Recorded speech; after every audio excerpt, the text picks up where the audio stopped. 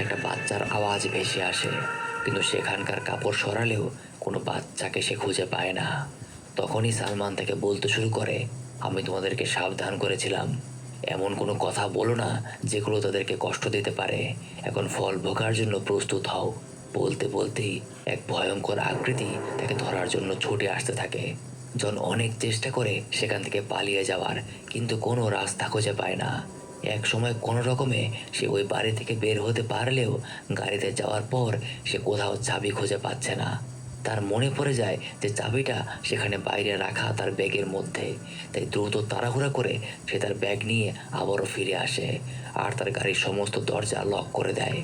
সাথে সাথেই ব্যাগের মধ্যে সে গাড়ির চাবিটাও পেয়ে যায়। কিন্তু গাড়ি স্টার্ট দেওয়ার সাথে সাথে ইঞ্জিন তো অন হলোই না, বরং যে লাইটগুলো এতক্ষণ জ্বলছিল সেগুলো নিভে যায়। আর হঠাৎ অটোমেটিক তার গাড়ির সবগুলো দরজার লক এক এক করে খুলে যেতে শুরু করে। সাথে সাথে দরজাগুলো একদম খুলে যায়। জন সেই দরজাগুলো লাগানোর অনেক চেষ্টা করে, আর তখনই এক দানবীয় হাত তাকে থাবা মেরে রক্তাক্ত করে নিয়ে যায়। এইদিকে দেখা যায় খালিদ সালামাকে বেশ অনেকটা বুঝিয়ে দুবাইতে নিয়েই এসেছে।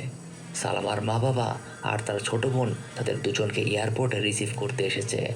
আজ অনেকটা দিন পর সালামা তার পরিবারের সাথে দেখা করলো। এখন তারা প্রত্যেকেই সালামার বাবার গাড়িতে করে খালিদের কোম্পানি থেকে নির্ধারণ করা লোকেশনে যাওয়ার জন্য রওনা দেয়। ঠিকানা অনুযায়ী সেটা শহর থেকে বেশ কিছুটা বাইরে, মরুভূমির দিকে। কিন্তু তার বাবা বিষয়টায় কিছুটা সন্দেহ করে। কোম্পানি থেকে কেন এমন জায়গায় থাকার ব্যবস্থা করা হয়েছে, তাও আবার মরুভূমিতে? এগুলো চিন্তা করতে করতেই তাদের গাড়িটা একটা টানেলে ঢুকে পড়ে। কিন্তু টানেল থেকে বের হওয়া